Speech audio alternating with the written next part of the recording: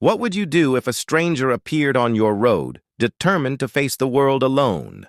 In today's heartwarming Western story, a strong and independent woman finds herself stranded when her wagon gets stuck in the mud. She believes she needs no one, but one simple act of kindness begins to change everything. This is a touching tale of resilience, friendship, and the unexpected connections that can transform our lives forever. Before we begin, don't forget to like this video, subscribe to the channel, and turn on notifications so you never miss another inspiring story. Now grab a seat, relax, and let's get started. Here is an expanded part 1, about 300 words, with no subheading and divided into 3 paragraphs of around 100 words each. The summer of 1887 had been unusually harsh across the Kansas prairie. Weeks without rain had left the land dry and cracked, and dust followed every passing wagon like a shadow. I spent most of my days tending my small ranch, repairing fences, and caring for the cattle. Life was quiet out there, and visitors were rare. One afternoon, while fixing a broken fence post near the road, I noticed a wagon struggling in the distance.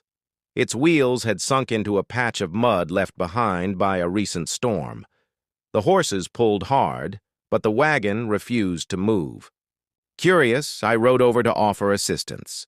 As I approached, I saw a woman standing beside the wagon with her sleeves rolled up and determination written across her face.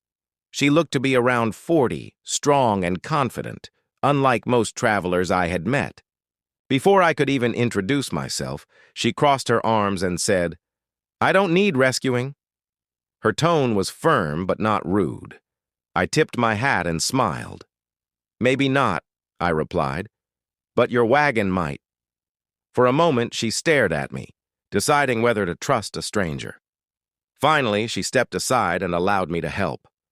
Together, we worked to free the wagon. We gathered rocks, cut branches, and placed them beneath the wheels while the horses strained against their harnesses. After nearly half an hour of effort, the wagon finally lurched forward onto solid ground. The woman let out a relieved sigh and brushed the dirt from her hands. "Thank you," she said. "I'm Clara." I introduced myself and learned she had been traveling alone for several years. Before she could continue on her way, I noticed dark storm clouds gathering rapidly across the western horizon, moving toward us faster than either of us expected. The wind grew stronger as dark clouds rolled across the prairie. Clara looked toward the horizon and frowned. "Looks like you were right about that storm," she admitted. I nodded and pointed toward my ranch, which sat less than a mile away. "You won't make the next town before it hits. You're welcome to stay the night." She hesitated, clearly uncomfortable with relying on anyone, but a distant rumble of thunder made the decision easier. Together we guided her wagon to the ranch. By the time we reached the barn, rain was already falling in heavy sheets across the open plains. That evening, we sat near the fireplace while the storm rattled the windows.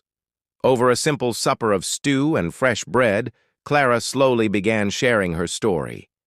Years earlier, she had lost her husband to an illness, and afterward she sold their home and traveled across the West searching for a fresh start. She had learned to repair wagons, trade horses, and survive alone.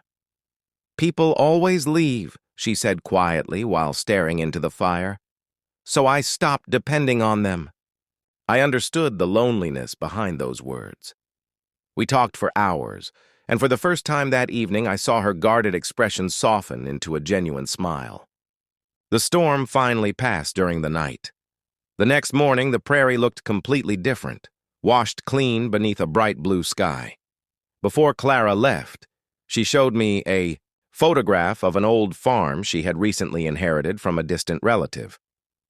"I'm trying to bring it back to life," she said. Several months later, curiosity led me to visit. The neglected property had been transformed into a thriving homestead filled with crops and livestock. Clara greeted me warmly and thanked me once again for helping her that day on the road. Standing beside the fields, she smiled and said, "I spent years believing I needed no one. Now I know that accepting kindness doesn't make you weak. From that day forward, a lasting friendship grew between us, changing both our lives in ways neither of us expected.